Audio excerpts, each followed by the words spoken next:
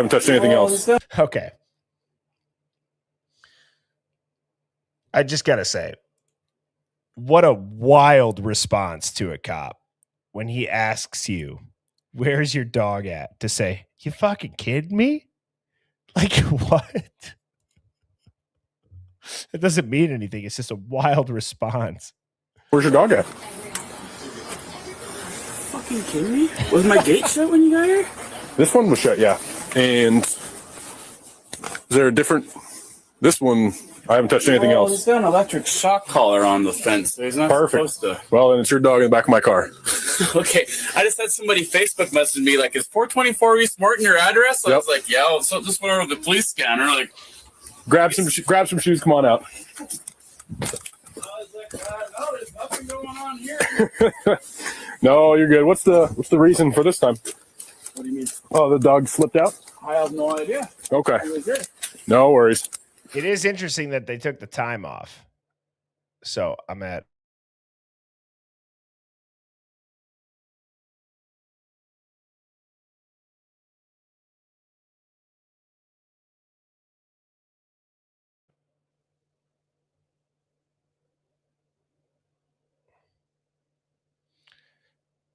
If you look right here, you have the body cam, and then all of a sudden you get to right here and all of it's gone.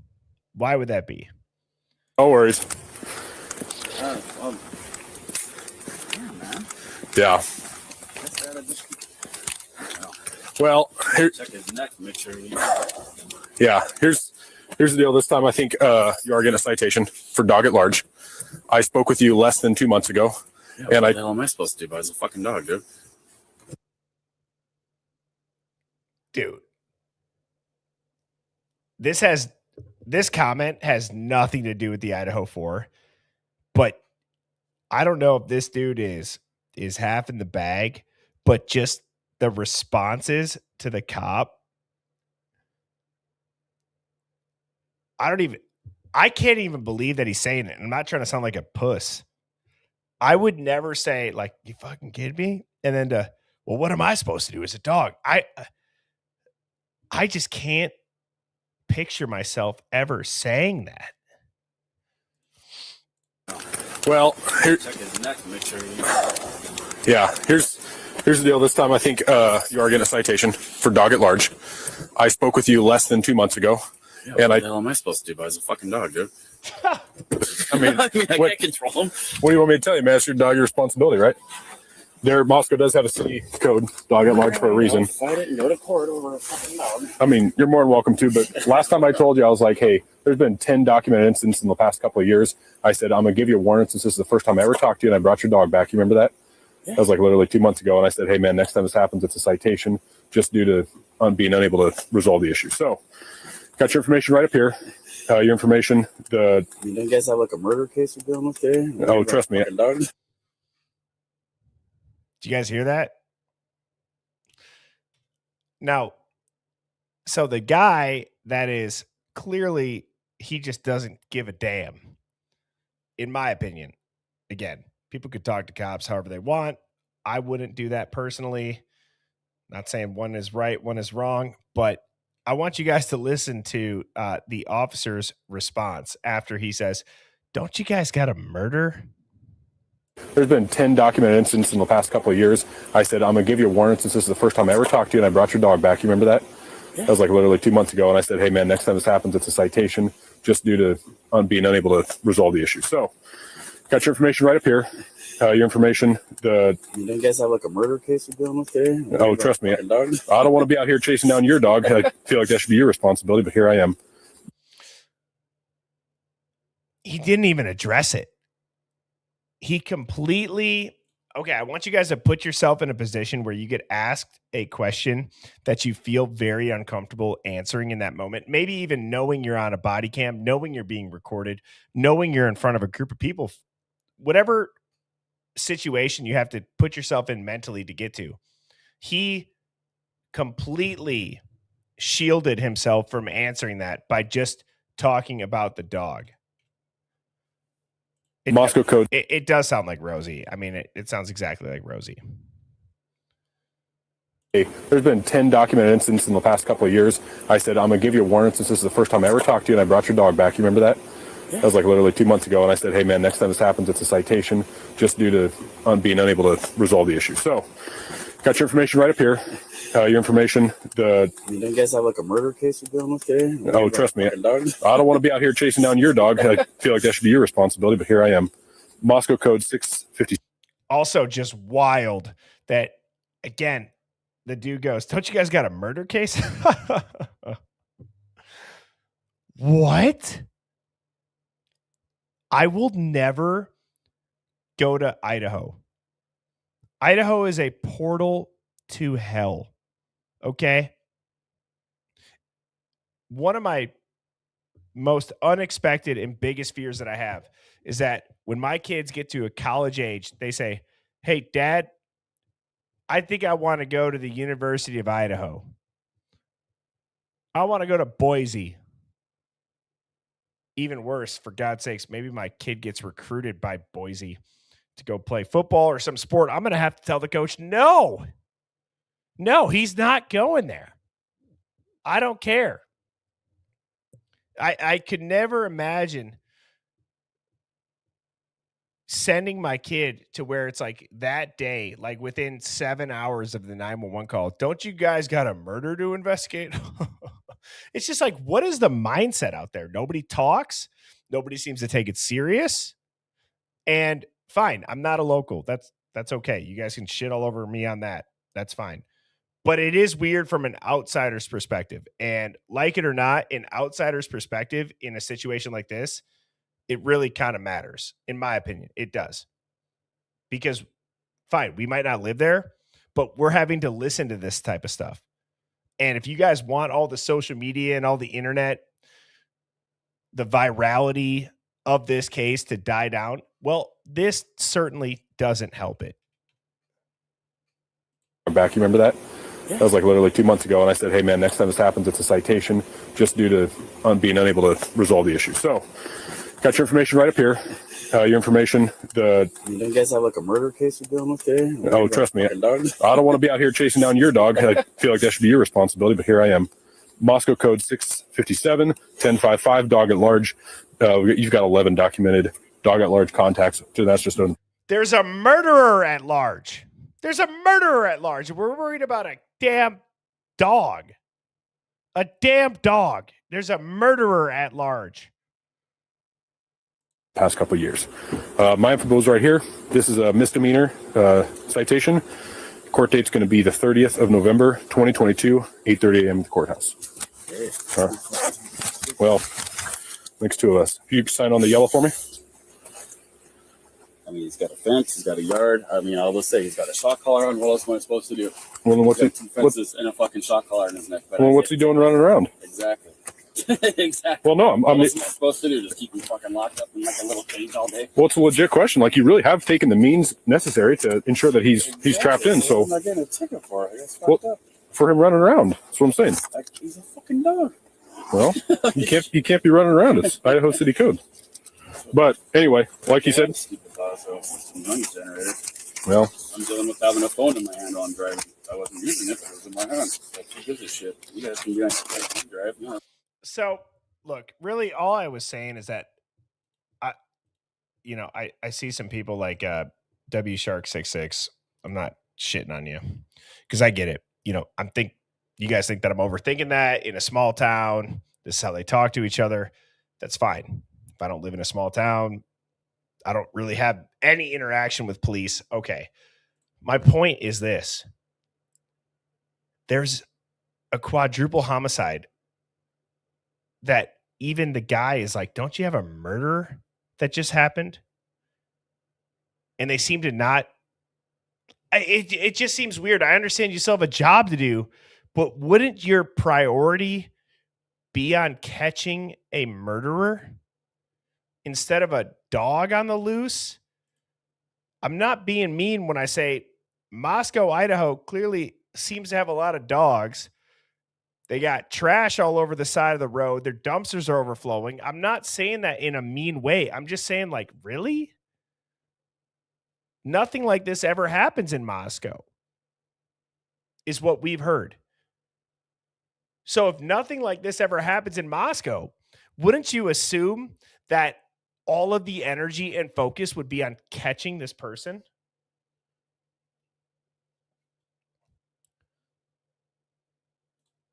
And Uncle Daddy says, what do you want him to do? Stop everything? It's unreasonable to even assume that. Maybe. I mean, we can agree to disagree on that. We can agree to disagree on that. That's fine. I don't understand why within 7 hours of a quadruple homicide, a dog being out would matter, is rather what I'm saying. So again, we can agree to disagree on that. I have my opinion. You guys are open to yours. I just think that that's a little bit weird. And the fact that he didn't even address the murders when it was said, you know what I mean?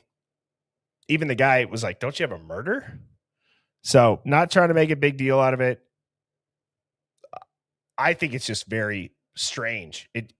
I think it actually just sums up what MPD's priorities were. And again, that's my opinion. Now, this is where I really wanted to get into the meat and potatoes of it. And this was sent to me by, I misspelled it, Brain Hoffman. It's Brian Hoffman. This was 24 hours prior to arresting Brian Koberger. Now, this is clearly legally strategic bullshit, but it's bullshit nonetheless. And I want to focus on from line 13 down. And it says this. This information is being provided to the court pursuant to my duty and obligation to be fully candid with the court. I do not believe this information is exculpatory for the suspect. However, if the court believes it is exculpatory, then the court should consider the supplemental disclosure in its evaluation of the existence of probable cause or lack thereof. But I am specifically asking the court to not, and not is written in all caps, consider this supplemental disclosure as evidence supporting the existence of probable cause. The reason for this request is that if the DNA test results are held inadmissible at some point, such a ruling would not impact the finding of probable cause for this warrant, so long as this court is satisfied as to probable cause, regardless of the DNA test result. Now, there's a couple of different ways to interpret that. One of them is my first thought after I read that, I'm like, and I know that this is not necessarily a new document, but it really just hits home when you ask the question of, okay, if it's not Brian Koberger, then who? Well, you have to back up and you actually have to ask the question of, how did they get to Brian Koberger? What is the nail in the coffin on Brian Koberger? Well, it's the DNA on the knife sheath. And right there, they're saying that even if the DNA is proven to not matter, we still have probable cause for this warrant. Well, now we see the footage. There's no fog lights. People figured that out within 30 seconds. So they're admitting that DNA is not necessary. They're clearly worried and kind of like projecting that it might not hold up. In a way, they're asking the judge to ignore it because of those factors. I don't understand how, if the DNA wasn't there, how do they get to Brian Koberger? And this is where I said, the last half of the stream is going to be me heavily, interacting with the chat, because I don't have an answer. If they're saying that the DNA is not necessary for the warrant, how did they get the warrant?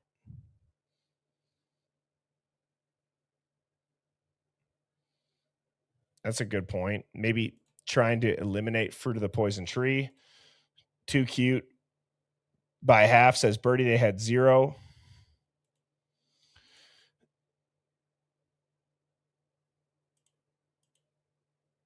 Jasper says it's the mystery of the century.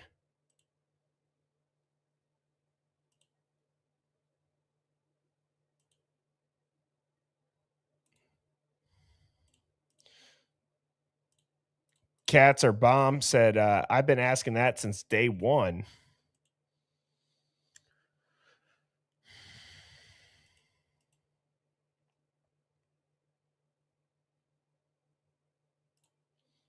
Pretty Stick says, I remember around September of 2022, I was in college and approving good grades.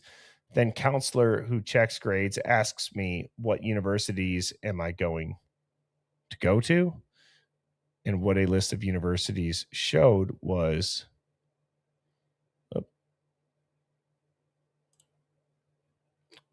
L. Price says, Moscow is a small unincorporated town. If they didn't have a university, they would be absolutely nothing of interest going on there, period.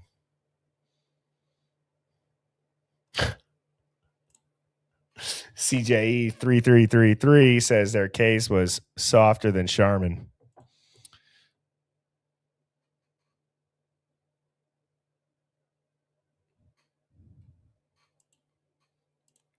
Mad Hatter Truth Matter says reverse engineered it. Could be any one of us, no matter if the DNA matched or not. Yeah.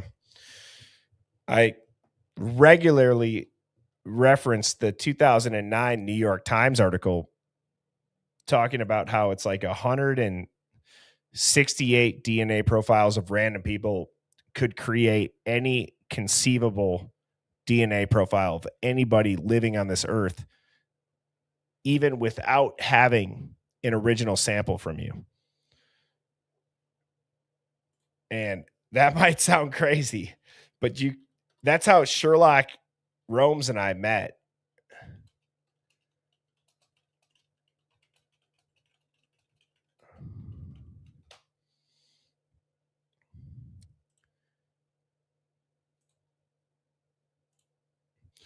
DNA evidence. Oh, fuck. This is New York Times, damn it.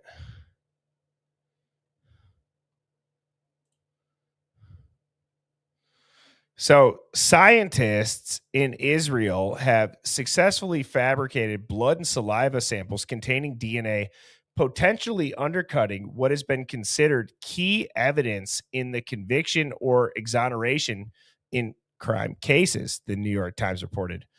According to the newspaper, the scientists also documented that if they had access to a DNA profile in a database, they could construct a sample of DNA to match that profile without obtaining any tissue from that person. They could construct a sample of DNA to match that profile without obtaining any tissue from that person. This was written in 2009. Any biology undergrad could perform this.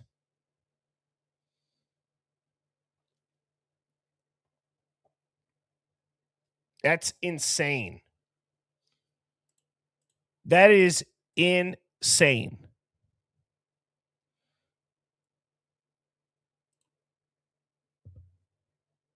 And in the New York Times article, somebody had screenshotted it and put it out. I want to say it's like 168 profiles. How many people spit into a tube? How many people wanted to figure out where their family tree started and spit into a tube and sent it to 23andMe or Ancestry or whatever other company? You think they just threw those away? What about all the COVID swabs that went up your nose and scrambled your brain? You think they just threw those away? No. I would argue that it's a bad business decision if they did. If we don't change the narrative surrounding the Idaho 4, we are cooked. Take Brian Koberger out of it. Seriously. Oh, he's guilty. He pled. I posted a TikTok on this. Okay. I'm not making this for you then if your brain just stops there. Let me talk to the people that still have a brain working. Anybody else, go spit in the tube. Go ahead, spit in the tube. If you don't think that technology is going to advance where they are going to use your DNA for marketing and advertising, like right now they use your algorithm based on your interest and how long do you stay on a certain page? Well, hypothetically, even though this already happened, What if a giant database of a bunch of DNA was sold off? What if there was tens of millions of people that worldwide that have spit into a tube to see if they came from Ireland or if their uncle was a Viking or if they came from Italy? What happens if that gets sold and gets into the wrong hands? What happens if they run that through a bunch of tests? Well, no human would be able to do that. Oh, enter AI. AI is able to literally go through that and pick out DNA markers. Oh, these type of people, they're more likely to shop at Target. These people, they're more likely to eat at McDonald's. These people, they're more likely to commit crimes. These people, they're more likely to do X. These people, they're more likely to do Y. If you don't think that that's going to happen, even just from a consumer standpoint, I hate to sound like a crazy person and break the bad news to you. It's already in motion. The damn, what do you call those? The Aura rings or the Whoops? I'd be curious in Bluetooth if they're hooked up to what apps you look at, and then they can track via the app to your heart rate to say, well, what ad did they see at this time? Oh, their heart rate spiked. They must like this. Like, what happens when our biology becomes what people market to? Is that crazy? Or is that an evil genius who thought of that, where you can biohack people into getting them to comply, into buying more, into doing what you say and want out of fear, because they can't even help their own biology. And we have to change the narrative around this god damn case. You have a right as an American citizen to understand how they tied you to a crime. Brian didn't get that. There's no chain of custody. That is on the most simplistic level. The FBI has been lobbying tens of millions of dollars every year to use IgG in ongoing criminal cases. Who gave this tip for IgG? Oh, the FBI. There's going to be a Koberger law. What's the number one most profitable business right now? On the up and up, Palantir.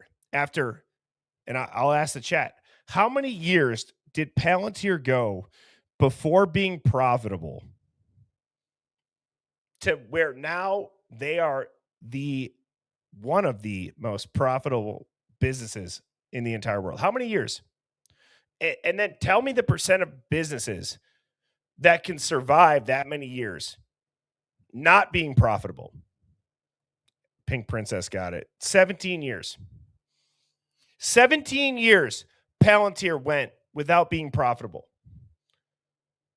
To now, where if you bought Palantir even like 3 years ago, you put 30 grand, 20 grand, 10 grand, 5 grand into Palantir 3 years ago, you're chilling. Or not, maybe not chilling. You're happy. That's because it's an arm of the government. Now, I encourage everybody, do your research on Othram. Do your research on Othram. If you think that Othram is this startup, organic, groundswell company, you're wrong. They have the same ties, dude.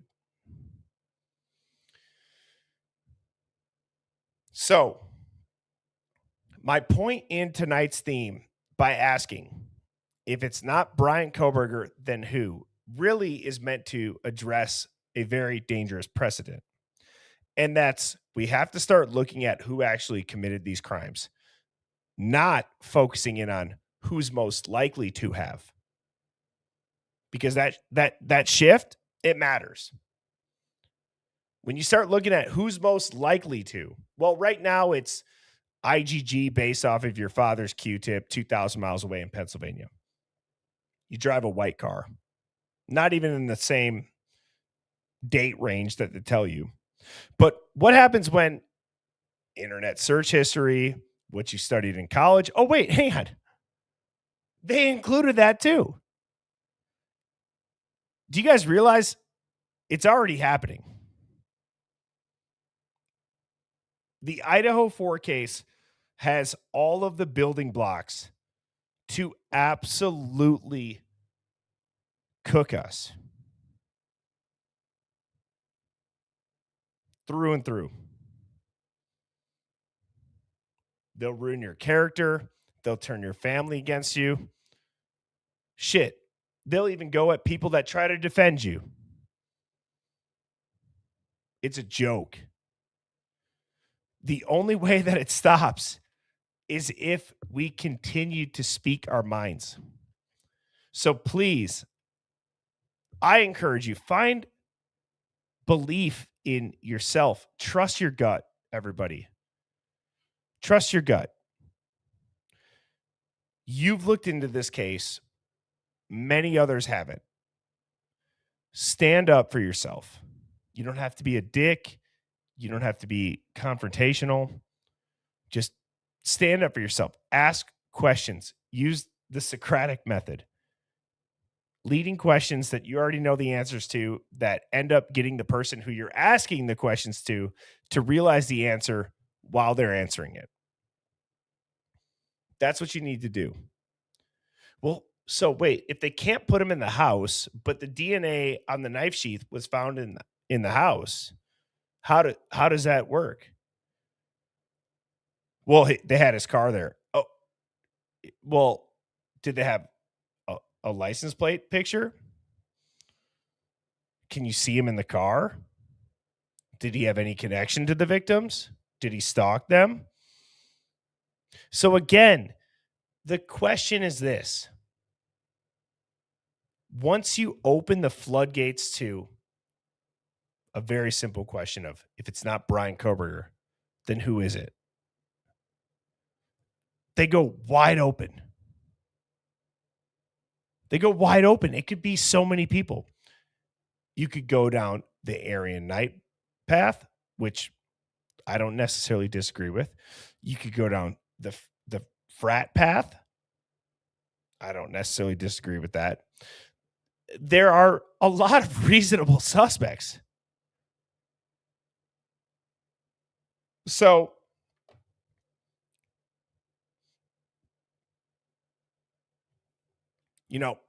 just referring back to this, according to the newspaper, the scientists also demonstrated that if they had access to a DNA profile in a database, they could construct a sample of DNA to match that profile without obtaining any tissue from that person.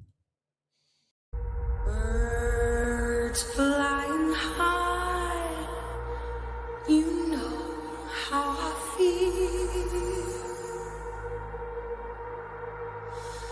Sun in the sky, you know how I feel. Breeze drifting on by, you know how I feel. It's a new dawn, it's a new day, it's a new life.